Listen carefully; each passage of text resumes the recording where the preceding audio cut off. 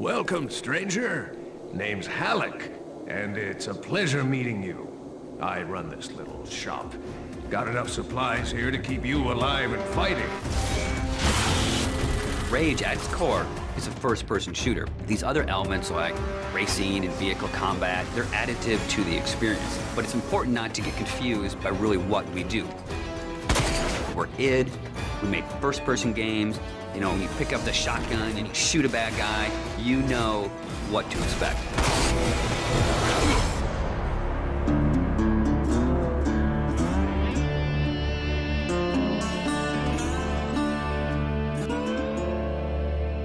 So in Rage, what we've tried to do is in every new environment that you enter, we give you a new weapon or a new ammo type or a new engineering item to keep the experience fresh. And as you play through the game, your arsenal grows and grows. It's a few different elements that really make a weapon good or satisfying. When you hit the fire button, it needs to do something on the other end. And that's where you get the feedback from blowing a head off or seeing a cool death animation. You know, I've always loved shotguns in all of the id games especially. I think if we didn't have a shotgun, a lot of fans would be upset. But the crossbow, because it's so different and so new, it's almost like this utility weapon. My favorite weapon in Rage is the wing stick. Let me guess. You want to know how to throw a wing stick. The wing stick is an offhand, instant throw weapon. The wing stick is such an iconic weapon. It's this bladed death boomerang, and it has like a smart nano targeting core, is some of the mythos that we've built into it. And if you time it right, you can chop the heads off of mutants with it. We have these things we call gadgets or engineering items. Things like a little remote control car with a bomb attached to it. Now you're building this little defense turret. If you have the parts and you have the plans to build it, you can build these anywhere in the world.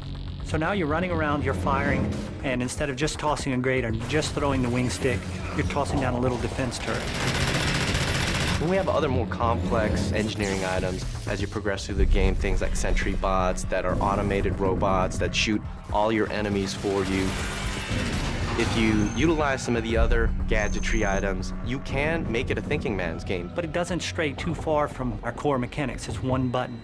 It all follows the same principle. I pay nicely for quality goods. There is an economy, and when people first think about the economy, they think RPG.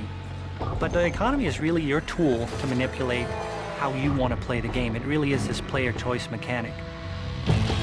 So you're picking up this cash and these other cool items, then you sell it and you pick which ammos you want to buy.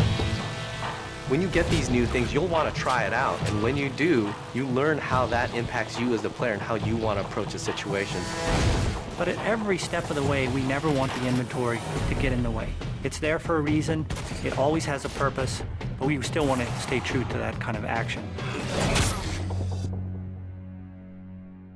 The world in Rage is about survival and all the elements that the player will need to succeed in surviving. It's up to them how they want to use those gadgets, weapons, and ammo types, along with the action shooter experience role that we intend for the player to take. We create these different options in the gameplay when you get into an area with all these various implements of death. Or, you know, you may not want to have any strategy. You just may want to kick in the door, pull out your big shotgun, and start blasting away at the bad guys. We really give players the opportunity to engage the enemy AI in the way that's best for them. And we feel that that adds a lot of life and replayability to the game.